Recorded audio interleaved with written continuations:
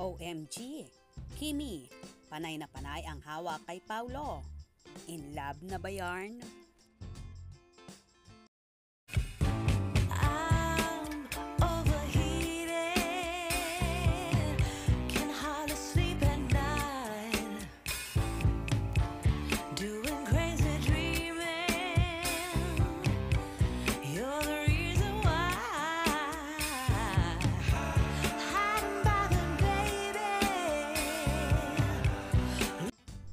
Tila tuluyan na ngang nahuhulog ang loob at nadidevelop ang chinita actress na si Kim Chiu sa kanyang kapartner sa pinakabagong series na What's Wrong with Secretary Kim na si Paulo Avellino.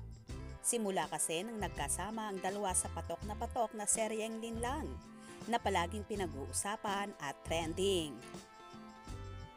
Kapansin-pansin ang pagiging malapit ng dalawa sa isa't isa. Si Kimi makikita mo sa ilang video at mga larawan na may ibang kislap ang kanyang mga mata kapag si Paulo na ang kasama.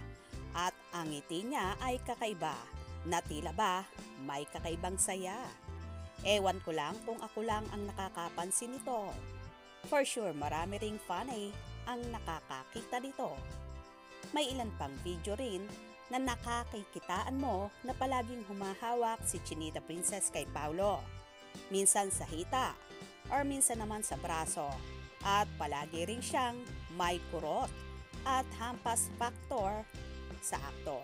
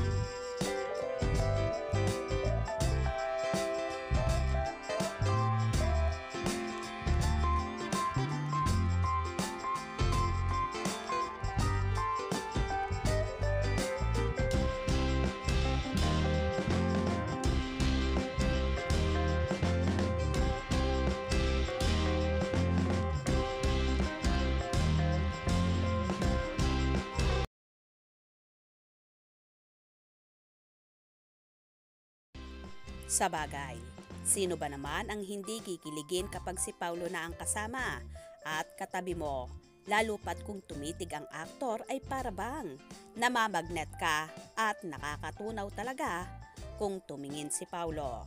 Kaya naman marami talagang girl lalo ang nagkakagusto at nagkakakrush sa kanya dahil sa malagkit na pagtitig ng aktor. Ito marahil ang isa sa estilo ni Paulo kaya naman marami ang nahuhumaling sa kanya at karamihan ng nagiging kapartner niya ay naliling sa kanya. Iba kasi ang karisma at pakilig. Well, marami namang Kim Si Pao fans ang nagsasabi na bagay ang dalawa at hindi raw malabo na sila magkatuluyan bandang huli.